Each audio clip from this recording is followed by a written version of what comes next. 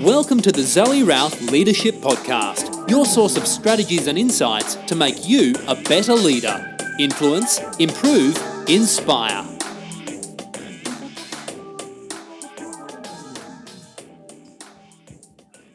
Hi, it's Zoe Routh, and I'm thrilled to be here with Liam Martin. He is the co-founder and CMO of TimeDoctorAndStaff.com, a totally remote I think they're both totally remote businesses, and we're going to get the inside scoop on how to run really successful remote businesses. Now, some really cool stuff about Liam. The first thing you're going to notice for my Australian listeners is that he sounds funny, just like me, because he's Canadian, eh? Yep. He lives in the capital of Canada, Ottawa. And a few other interesting things about Liam is that as a teenager, he was a competitive ice dancer. Now, I begged him to send me a picture of him in his ice dancer costume, but he denies there being any surviving pictures of such times. But he used to train 8 to 12 hours, really 8 to 12 hours per day. That's how much he trained. Oh my God. On the ice? That's crazy. Yeah, I was on ice and off ice, but it was definitely, my life was doing that. Oh my God. Well, that's full on. And as you can imagine, that led to, unfortunately, it led to a knee injury. And so you went to Plan B, and you went into Plan B academia, been down that route myself, until you found out he didn't like teaching. That's kind of a big thing if you're going to be an academic. So Liam began building a web-based business, tutoring business, and got more involved in tech companies. And so then TimeDoctorAndStaff.com was born. And it is now tracking as a business more than 1 million hours per month. So I'm so excited to find out more about this business and your story. So welcome, Liam. Thanks for having me, Zoe. I think that you did a lot of homework.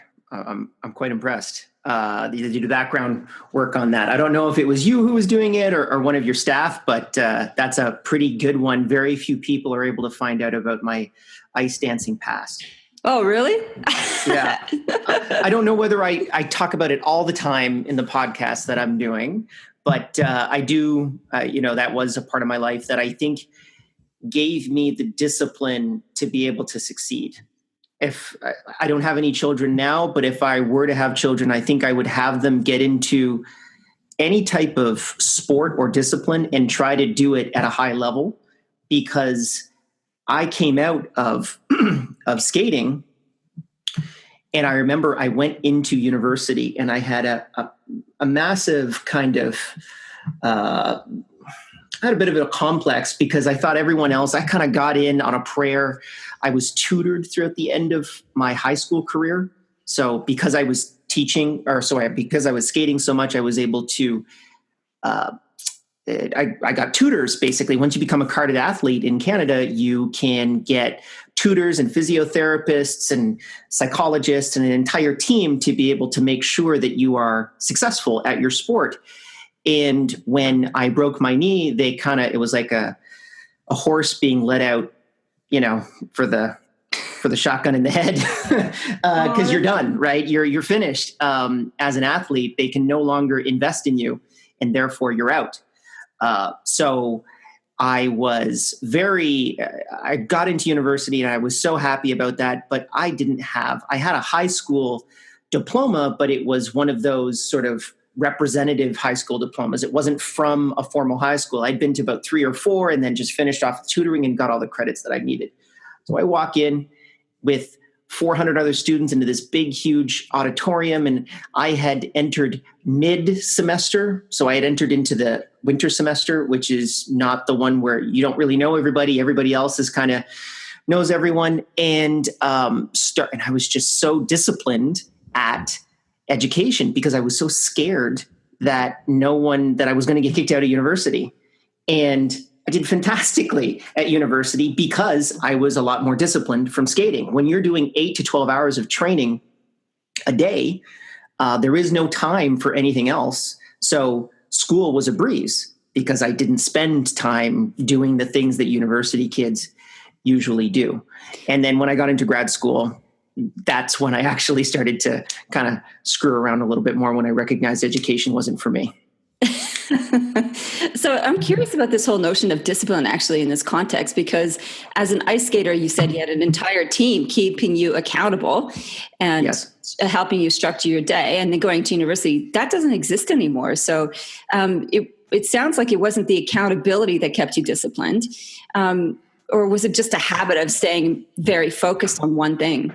I think it's the habit of staying focused on one thing. The accountability partners can take you only so far, but I had a choreographer, I had a skating partner, I had a main coach, I had a technical coach, I had a off-ice coach, I had a trainer, a physiotherapist, a massage therapist, a reflexologist, a psychologist, an entire team that's there to be able to make sure that they're putting out good product, which is me. But at the end of the day, you put in what you want to put into it to succeed at the sport, like anything. And it was just a very ice skating or ice dancing isn't as precise as business. And one of the things that I love about business is it has a very clear understanding of how the points are made.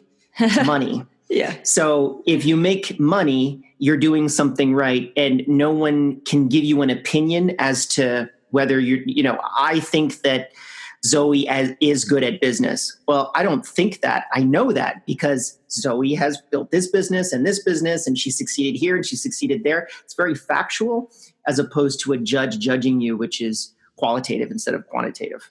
Yeah, right. So having been through those sort of three major pathways, so from a professional ice skater or competitive ice skater to academic to entrepreneur, has your definition of success changed?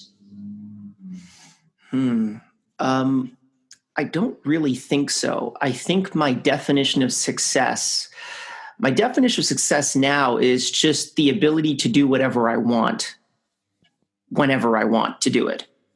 That's pretty much that's the archetypal definition of success for me, is I can sit and watch Netflix all day. I can work on a project that I'm really passionate about all day. I can do podcasts all day. I can go out on, trips all day if I want to. I really have that freedom. Now, once you're given that freedom, ironically, you end up doing the things that you're very passionate about, which are generally not sitting on your butt watching Netflix all day long. But that's my definition of success, is having the freedom to make my own choices, the ability to create agency in my life. So the ability to just say, I've decided to grab my passport and walk out the door today and do something else. And I can at any point. I wake up and I choose to go to work every day. It's not a requirement. And I think that promise of flexibility and choice and autonomy is one of the most attracting things to running remote businesses, and is at the forefront or the underpinning of the digital nomad movement, where people can work anywhere in the world.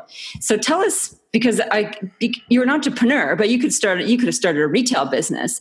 So tell us about why pick remote business apart from the autonomy piece, and how that translated into starting Time Doctor and Staff.com, and tell us a little bit about that business.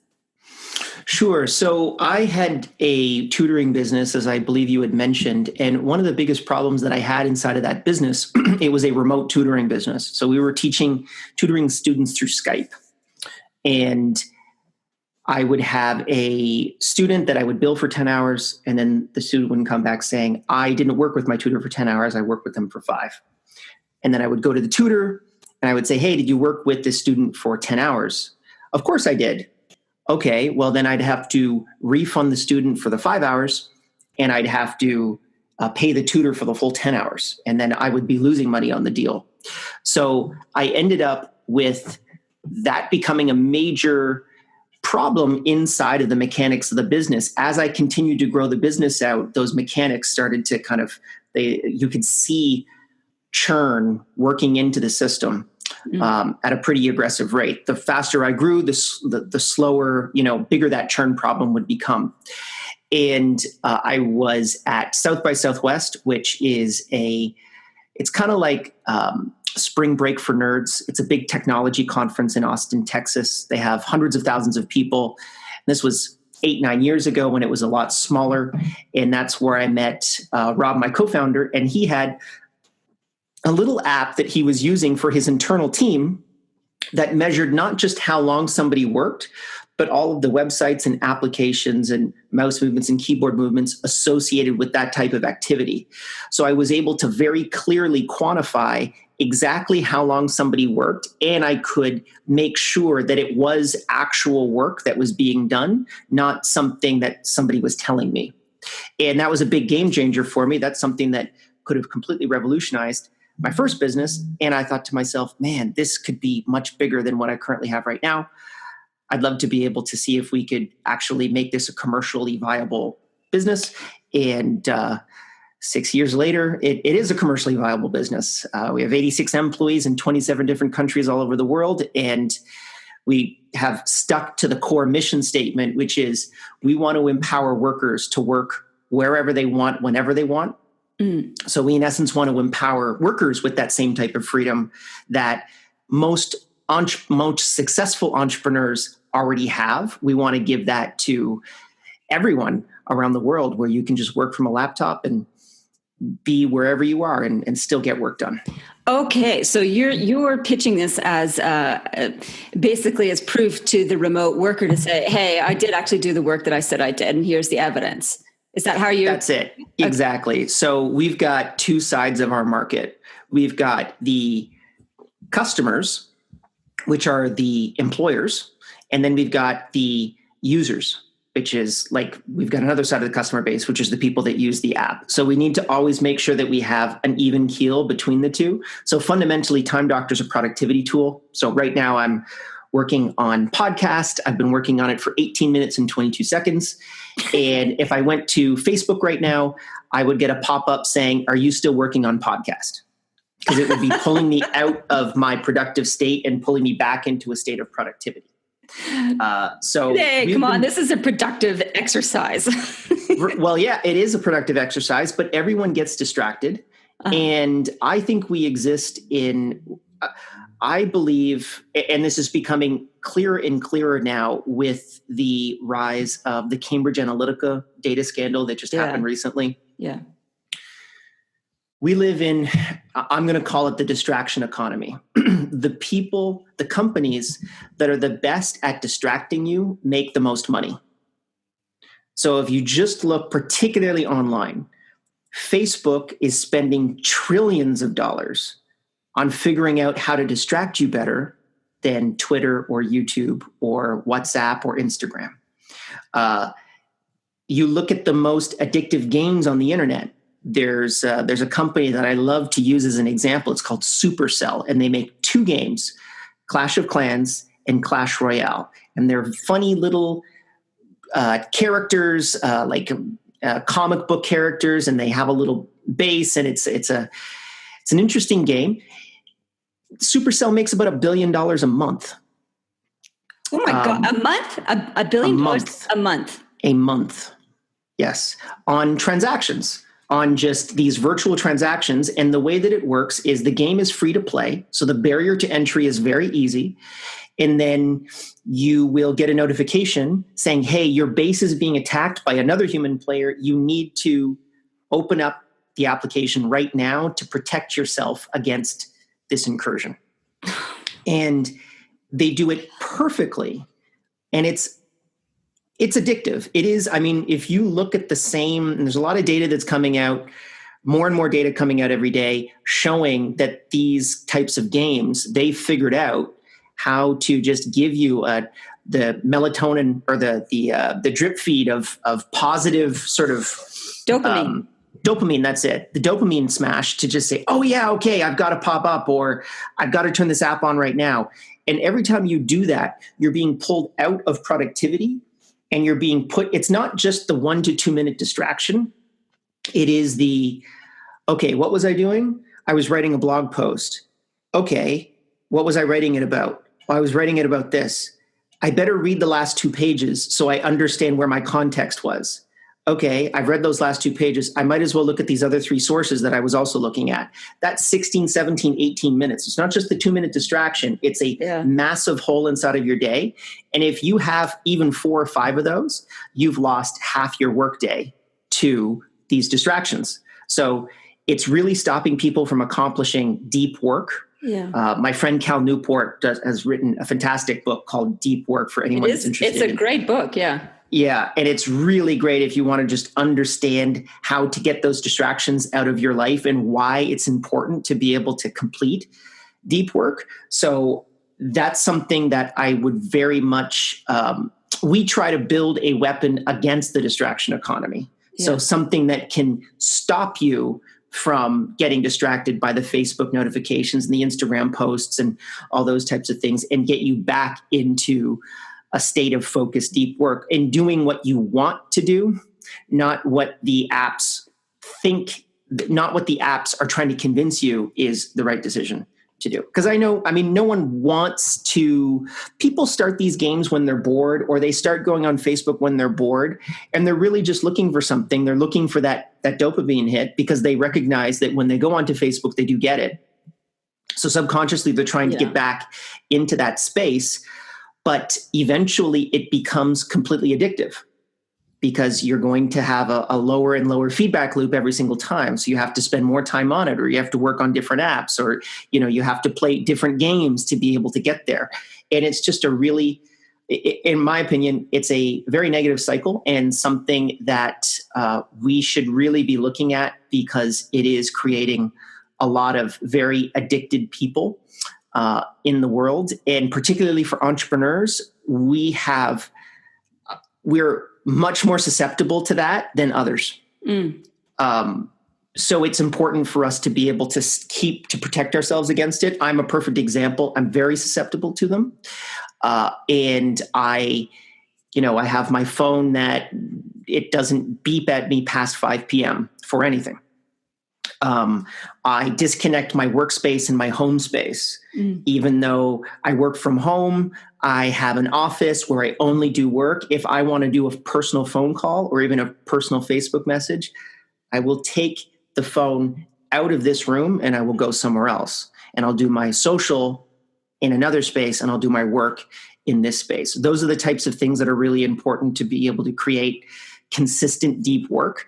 And once if you even lock in 2 to 3 hours of that per day, you'll double your overall productivity and output. And then you can accomplish things that people are wowed at. But it's just because they have a handicap of having this distraction economy and not understanding how it works.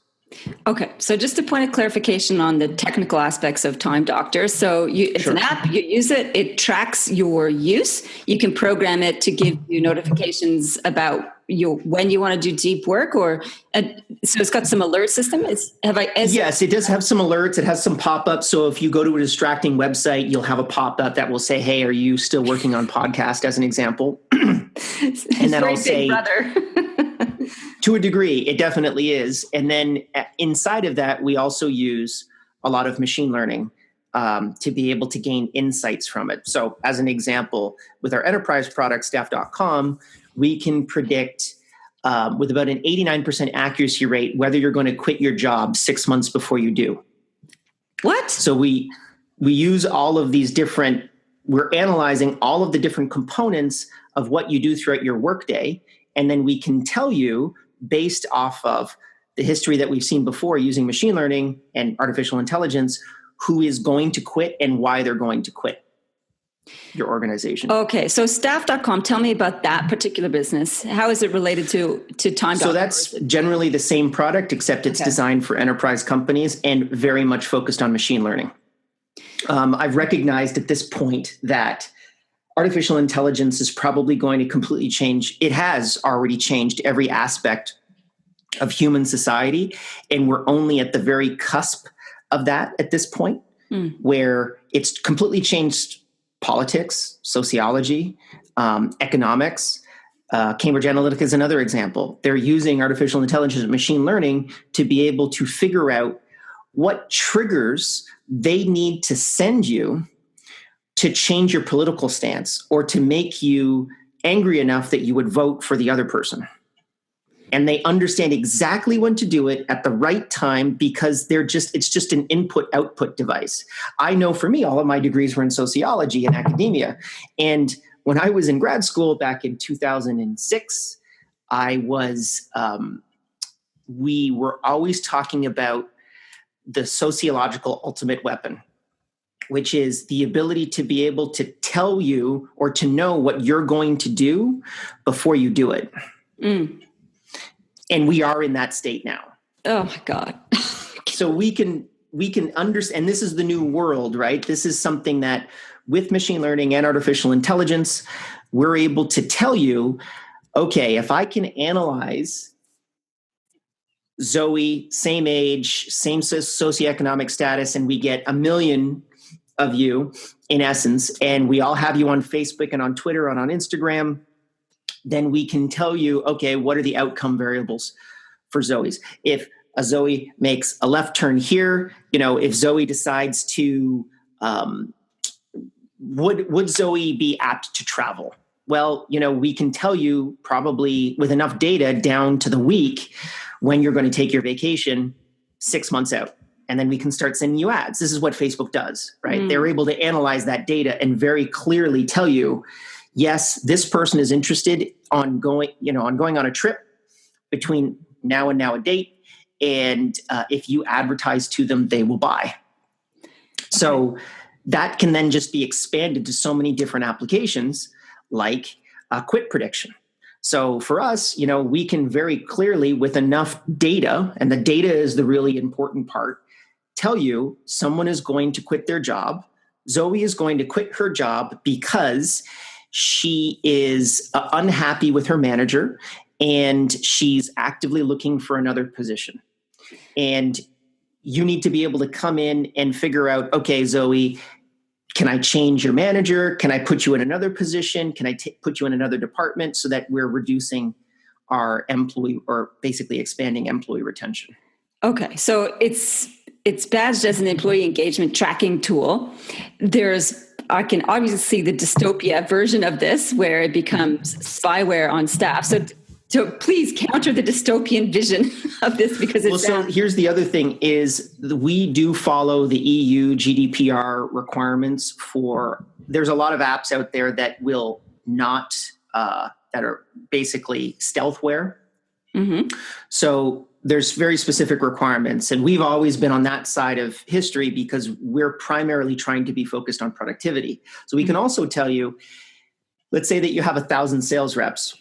I can tell you within a month whether a new sales rep is going to be in the top 10% of your sales team or the bottom 10% of your sales team based off of how that person works. Because it can analyze what your successful people are doing and what your unsuccessful people are doing because I have an outcome variable, which is how much money they make, if that's your definition of productivity. And then I can have an AI to build that model for you. And then once we put new people in the system, we can see very clearly, okay, this person is going to be very successful or this person is not going to be so successful. Okay. So that's basically, where we're at with regards to staff.com. So we've had this GDPR EU requirements, which is something that most tech companies need to really pay attention to. It's coming into fruition, I think, in the next 2 to 3 months. And basically, it is focused on 3 major rules. The employee must be able to see all of their data. They must be able to edit that data, meaning they need to, if they want to delete it, they can. And then they need to be able to turn the software on and off.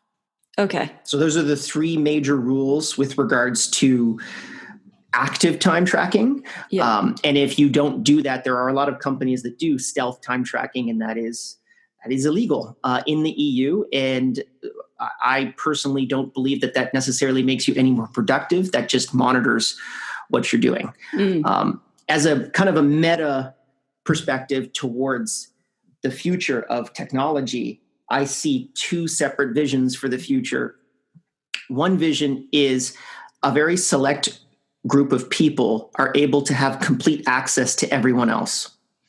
So like the NSA, the CIA, the CSIS, SIS, all these organizations will basically know everything that you're doing at all times. Facebook knows this already. Facebook has much better data than the KGB, than, CSIS, than CIA, FBI. They're way better at it because they make billions of dollars off of ads directly targeting that. I'm positive they probably have an algorithm that could predict when someone is going to commit a terrorist act.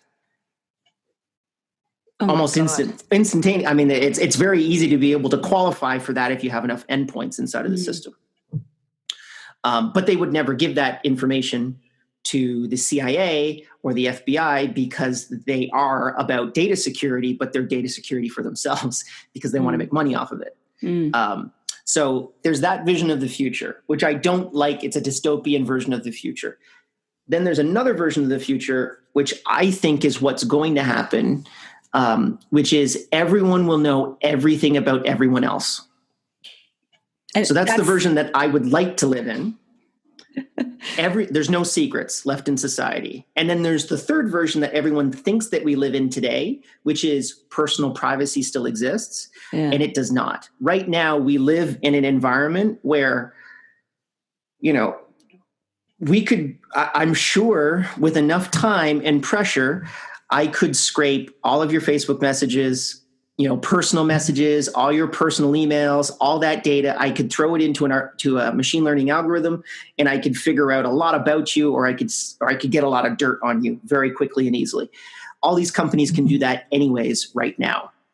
So do you want to live in that world, or do you want to live in a world in which everything is open? And I feel like that's the future that I want to be able to live in, because I don't think we're going to live in a future where we have personal privacy. I unfortunately just don't think that that's going to continue to exist. And the people that think that they do have personal privacy, they just haven't looked at the problem deep enough. And for us, we're a very small part of this system, but we are, even our company, we have hundreds of thousands of different employees that are on our system. We do tens of millions of hours, a month now in data that we just collect into our system.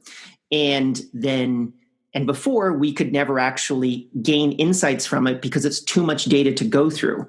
But an AI can, because it can just run calculations so much faster than a human, and it can also understand where there are correlations that are statistically significant, unlike a human that just can't think of those types of things at that scale. So it's a very exciting time, and exciting can be scary. All these tools are just like dynamite. They can be used for good, or they can be used for evil. Yeah. So what I'm hearing is the world of transparency is demanding integrity, because you can't get away with stuff. And certainly I've seen that with other types of software like Glassdoor, right? And something I talk about in my keynotes is that kind of platform is calling employers to account, saying, if you've got a crappy company and crappy culture, your staff are going to talk about it. And here are some examples. Yes. And so it's encouraging people to lift their game and to really look at the internal dynamics of their company and how they're looking after staff. So what you're offering is a version of that focused on productivity specifically. Right. So on that, so I want to talk about how you manage a remote workforce. So one of the things I'm interested in my business is what helps teams, leaders, and organizations be boundless. How can they confront the future and get rid of the barnacles and the stuff that holds them back?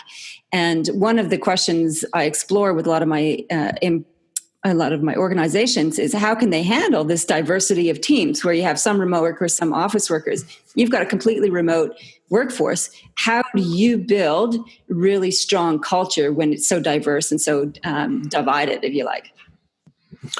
The culture question is quite interesting, because a lot of people talk about culture, but I don't know whether or not a lot of people really understand what they mean when they talk about culture. So my definition of culture is what would appear weird to others. So as an example, everyone wears clothes, right? So that's not culturally unique between the culture of me and you. But if we weren't wearing clothes and we saw that as something that we just always do, people looking in would think that's kind of weird. So when we think about culture, we think about what do we do that is odd, that's unique to our organization and not to others. And the big critical part for us is the ability to be able to work remotely. And that drops our ability to communicate as efficiently, as an example. It also cuts our labor costs, just in terms of housing people, having computers for everybody, having office equipment, all that kind of stuff. It's about 25% cheaper. Even if you hire the same type of person in the same area, it's about 25% cheaper, which is a big savings, particularly if you can figure this kind of stuff out at scale. But in terms of culture, what we do is we have culture documentation. So everyone has to go through the culture doc. That's the very first document that they interact with when they join the company. I have an interesting video, which is like the funny quirks about me. So I have about a 20-minute video in which I just talk about how to work with me and how not to work with me, because sometimes you miss a lot of the nonverbal cues that just get communicated through face-to-face interactions, and they're not picked up as much on video. So I talk about all these little quirks because sometimes you can misconstrue an email or a Slack message or a Skype message, something like that. So we make sure that we have that communication, or people understand who I am, particularly when they're when I'm managing them, when they're reporting to me. And then one of the other things that we do is we always have retreats. So we have a retreat before our conference that's happening in late June called Running Remote. Before that, we're having our entire team fly into Ubud, Bali. And there'll be, I believe it's a 3 to 4 day retreat in which we review everything that we've currently done throughout the last year, and we make plans for next year. And then we just all communicate face to face.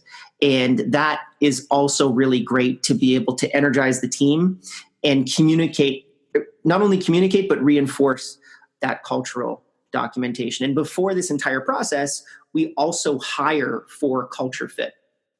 So we know what's weird for us, and we know how to find those other types of weird people. We have a lot of testing to be able to find the people that are unique or weird like us that, as an example, we usually hire introverts. Introverts work better in remote work environments than extroverts. Extroverts need to interact with a lot of people. They get lonely faster.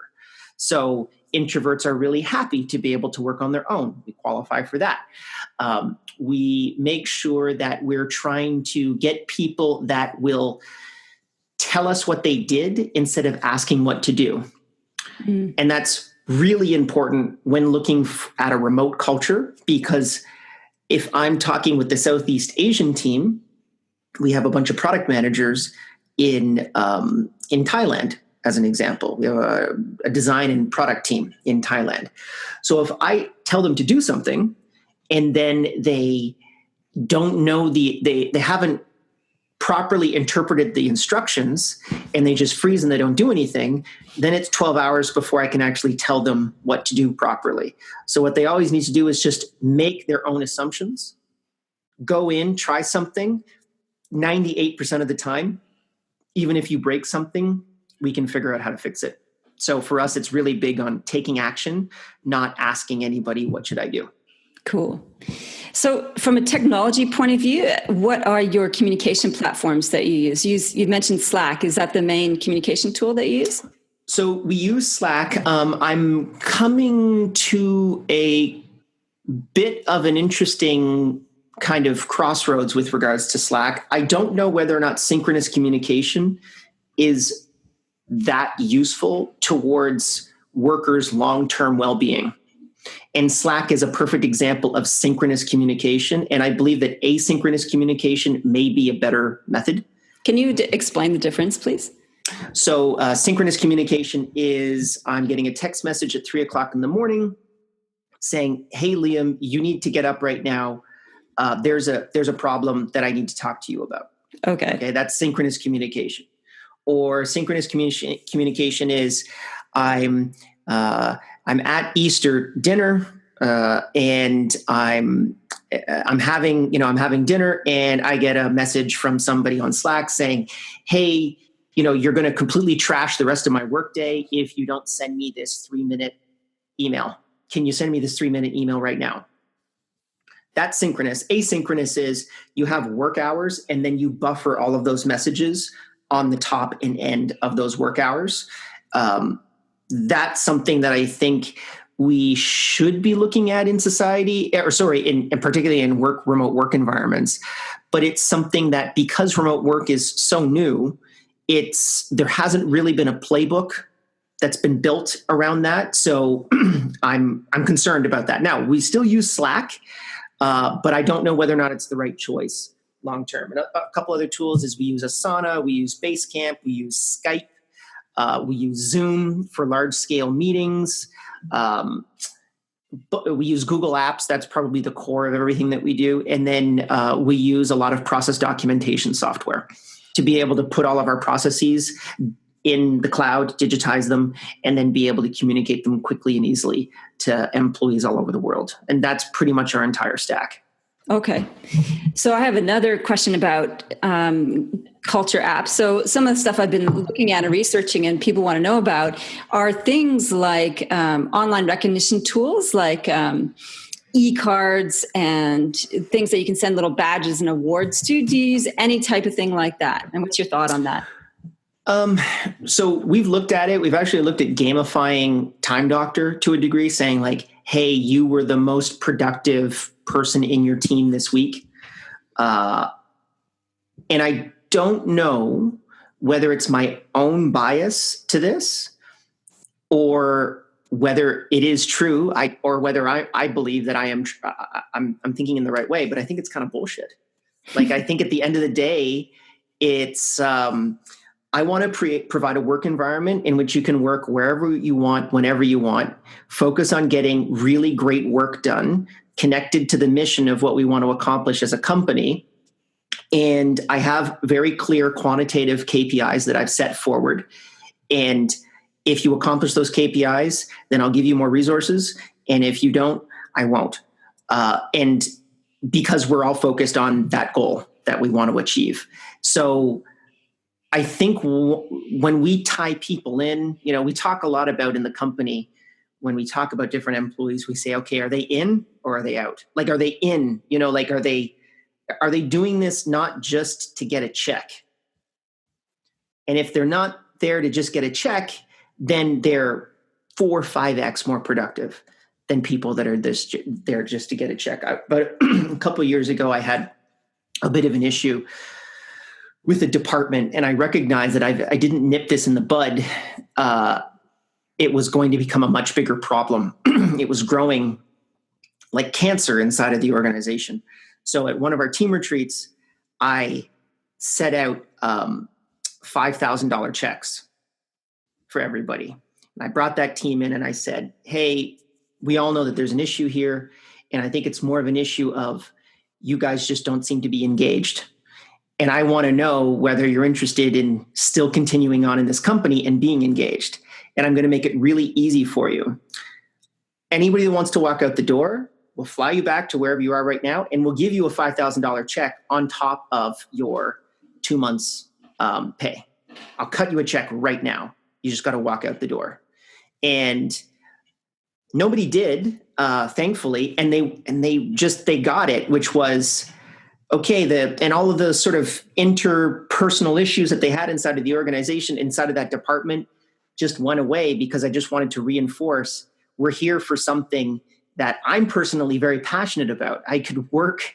Entrepreneurship doesn't make you as much money on average as working at a Fortune 500. Mm. I could make a lot more money working somewhere else.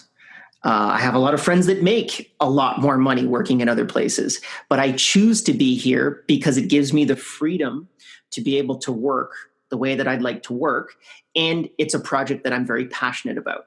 So I'm very disciplined about only working with people that have that same kind of mindset, and giving them a little gold badge at the end of the day, I don't think is really going to change that significantly. Okay. So it's a little bit of you've got to be internally motivated. You've got to have clear structure and identifiable goals and results that people work to, and they've got to be mission focused. And that is sort of a self-perpetuating incentive, if you like. And also, if they meet their KPIs, they get resources, which is what you call, is that a reward type system, or what do you mean by resources? So most of the people that want to work with us, right, that work inside of the company, they are, they just want to do more of what they're currently doing. Okay. So would you like another 10 blog writers? Show me how you're like, show me what you're doing right now. Show me the up and to the right curve, and I will give you unlimited resources to be able to continue to get that curve up and to the right. But if we're currently here and you can't show me quantitatively whether or not we're moving that number, that's another big thing for us that's weird, is everything for us is quantitative. It's very much, if you cannot prove that you're moving the needle, don't bring that information to me. If we're having a debate about, let's say, adding a feature, if you can't give me a quantitative argument as to why we should make that decision, don't table it, because it's just not what we live in the age of the internet where we can collect all of that data and we can get such precise measurements of everything that's happening with our customers. We can tell you what's going to make them more successful. You just need to analyze the data. And people that say, well, I feel like this would be the right move. You can feel all you want, but you've got to follow it up with quantitative proof. Okay. And that's the thing that we do, is if you can show us you're up to and to the right, I will give you more and more resources. And the vast majority of the time, they don't want more money for themselves, or they don't want recognition. They just want to be able to accomplish what they were setting out to do in the first place. Very cool. So I want to ask another question, which is parallel to recognition, and it's about appreciation. So Gary Chapman writes about the 5 love languages, and recognition is more about acknowledgement of work achieved, quality and quantity of work achieved. Appreciation is more about acknowledgement and support of the individual. And he talks about the 5 languages, love languages, so words of affirmation, time spent, gifts, physical touch, and I can't remember the 5th one. Oops. So do you incorporate, what's the human side of your business? How do you do that sort of thing? Well, so we can't touch people that often because we're halfway around the world, and that one we only do when we're at the retreats. We hug it out a bit, but in terms of recognition, what we usually do is I do a 1-week sync, and I have a meeting document that I have for every different department that I work with. And I just basically review all of the different variables that connect, the KPIs that connect to that organization, to that department. And we start with like the celebration component. So for the individual, what are you individually proud of this week that you accomplished the previous week? So that's one point. So I want to be able to start every meeting with some positive affirmations, in essence. I closed this deal.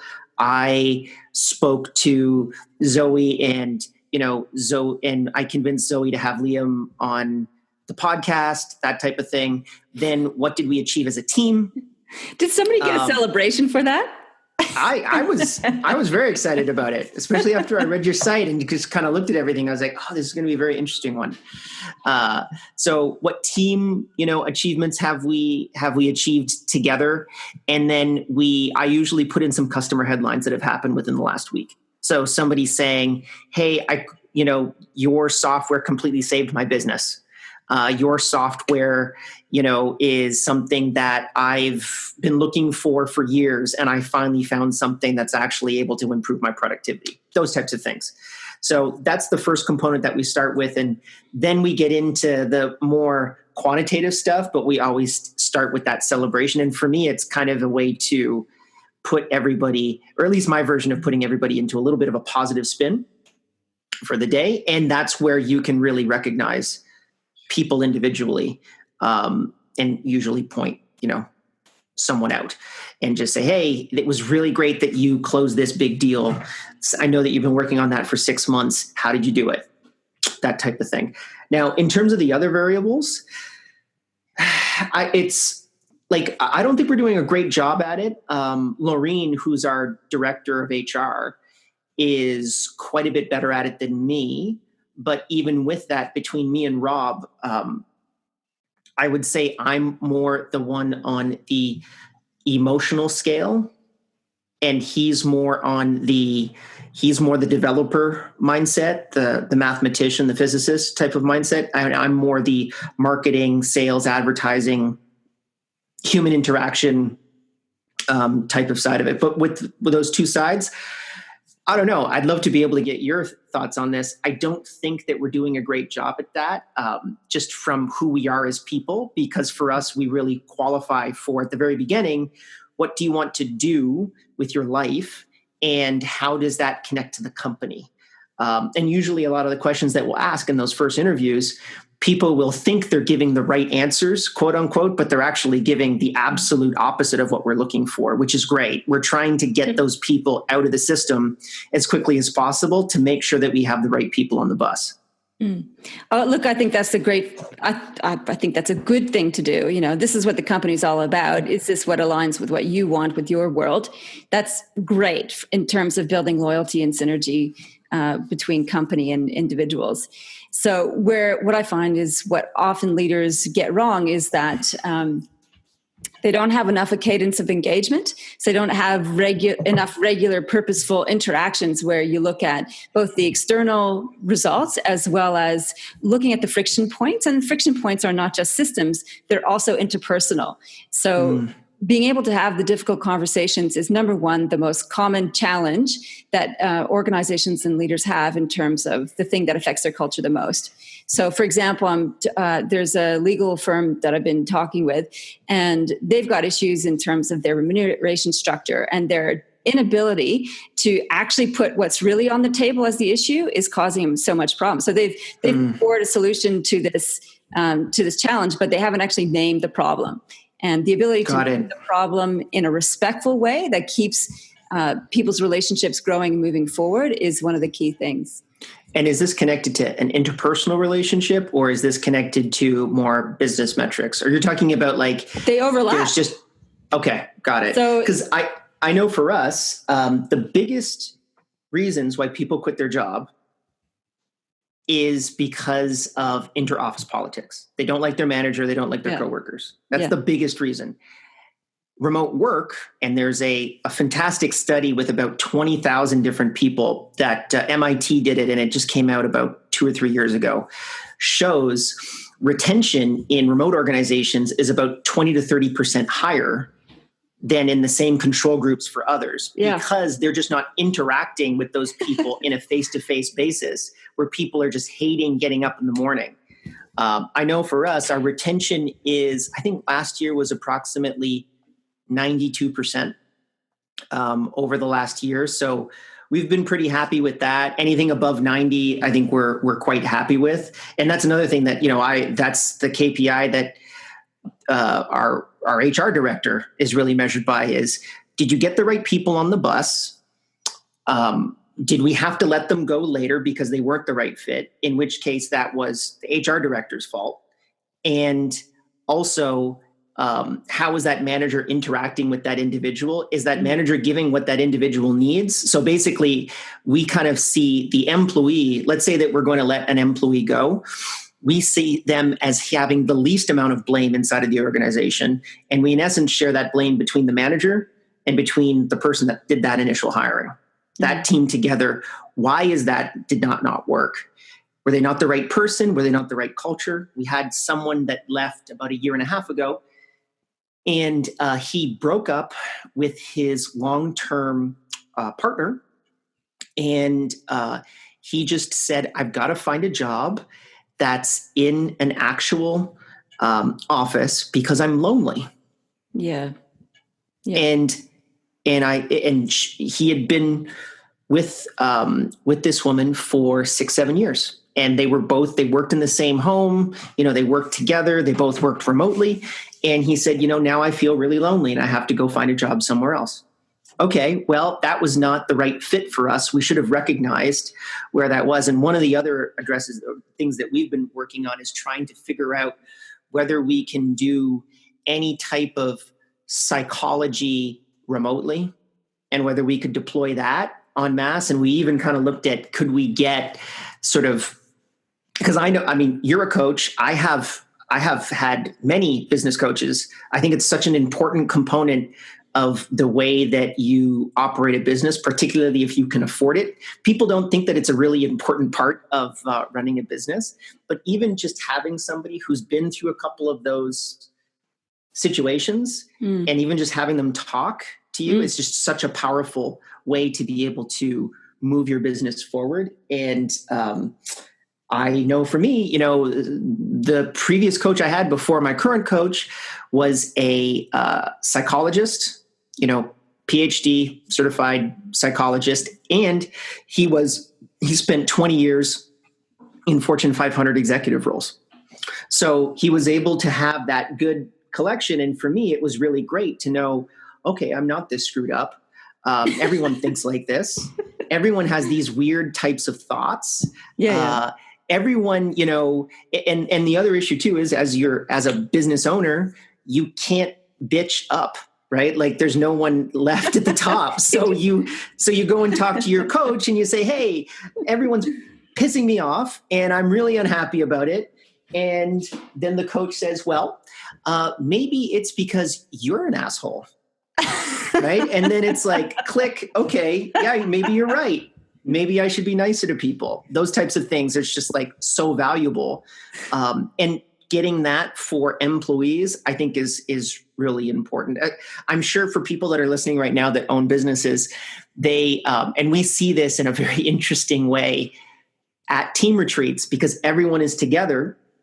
And then me and Rob don't really get to hang out with any of the other people. Like they'll hang out with us, but then there's like the cool other party that's, at like 2:00 in the morning that we don't necessarily get invited to because they're obviously talking about us.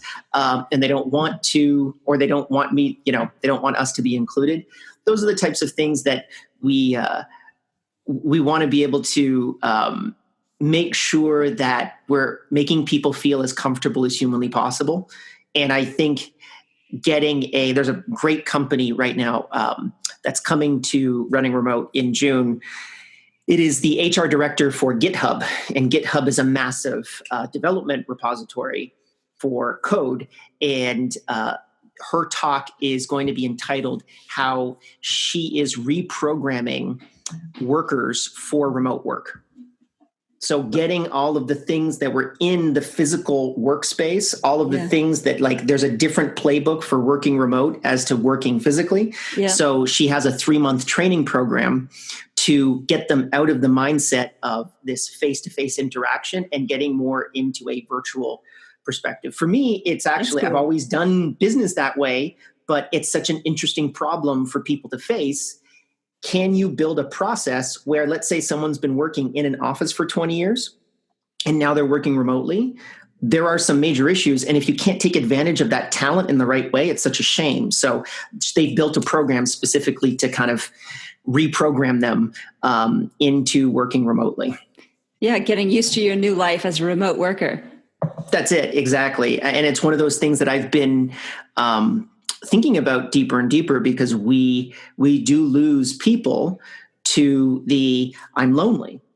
Okay, well, if I could solve that loneliness problem for you, you're a great worker. You're passionate about what we're doing. You love doing what you're doing, but you've got this other issue. How can I solve that problem for you?